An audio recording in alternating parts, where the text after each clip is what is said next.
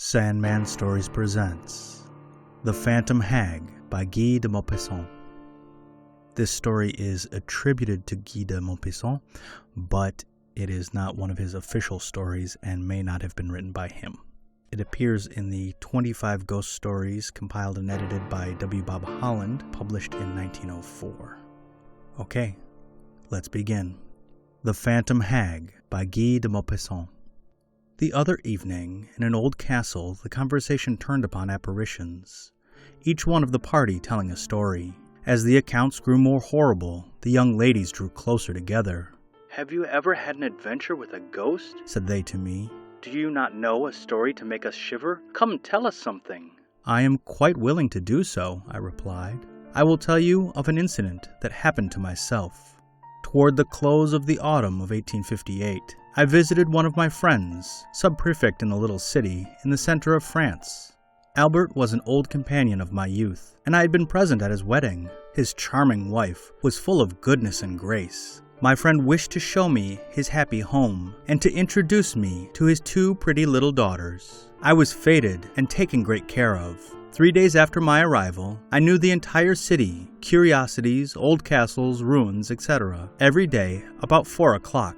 Albert would order the phaeton, and we would take a long ride, returning home in the evening. One evening, my friend said to me, "Tomorrow, we will go farther than usual. I want to take you to the Black Rocks. They are curious old druidical stones on a wild and desolate plain. They will interest you. My wife has not seen them yet, so we will take her." The following day, we drove out at the usual hour. Albert's wife sat by his side. I occupied the back seat alone. The weather was gray and somber that afternoon, and the journey was not very pleasant. When we arrived at the Black Rocks, the sun was setting. We got out of the phaeton, and Albert took care of the horses. We walked some little distance through the fields before reaching the giant remains of the old Druid religion. Albert's wife wished to climb to the summit of the altar, and I assisted her. I can still see her graceful figure as she stood draped in a red shawl, her veil floating around her. "How beautiful it is! But does it not make you feel a little melancholy?" said she, extending her hand toward the dark horizon, which was lighted a little by the last rays of the sun.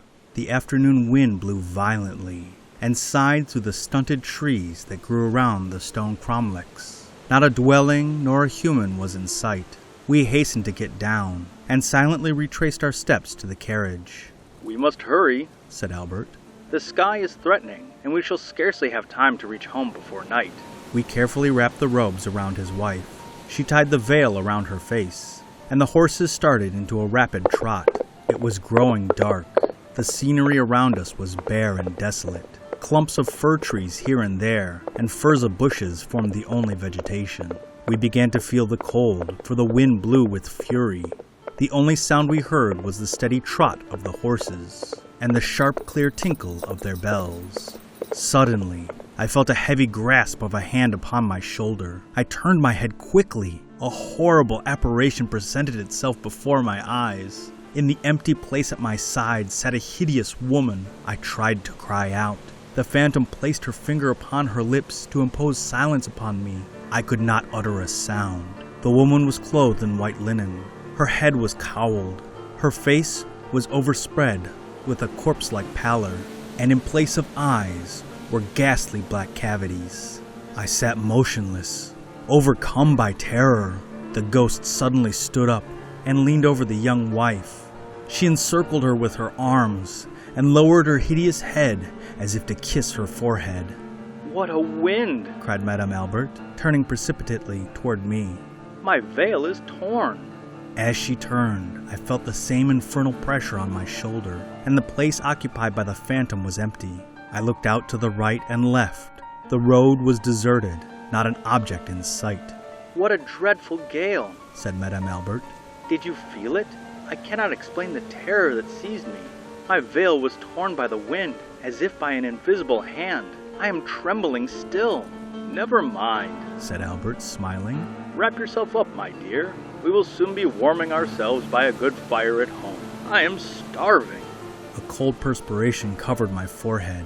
A shiver ran through me. My tongue clove to the roof of my mouth, and I could not articulate a sound. A sharp pain in my shoulder was the only sensible evidence that I was not the victim of an hallucination. Putting my hand upon my aching shoulder, I felt a rent in the cloak that was wrapped around me. I looked at it. 5 perfectly distinct holes, visible traces of the grip of the horrible phantom. I thought for a moment that I should die, or that my reason should leave me. It was, I think, the most dreadful moment of my life. Finally, I became more calm. This nameless agony had lasted for some minutes. I do not think it is possible for a human to begin to suffer more than I did during that time. As soon as I had recovered my senses, I thought at first I would tell my friends all that had passed, but hesitated and finally did not, fearing that my story would frighten Madame Albert, and feeling sure my friend would not believe me. The lights of the little city revived me, and gradually the oppression of terror that overwhelmed me became lighter. As soon as we reached home, Madame Albert untied her veil. It was literally in shreds.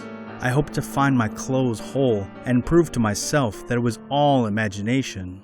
But no, the cloth was torn in 5 places, just where the fingers had seized my shoulder. There was no mark, however, upon my flesh, only a dull pain. I returned to Paris the next day, where I endeavored to forget the strange adventure, or at least, when I thought of it, I would force myself to think it an hallucination. The day after my return, I received a letter from my friend Albert. It was edged with black. I opened it with a vague fear. His wife had died the day of my return. The end.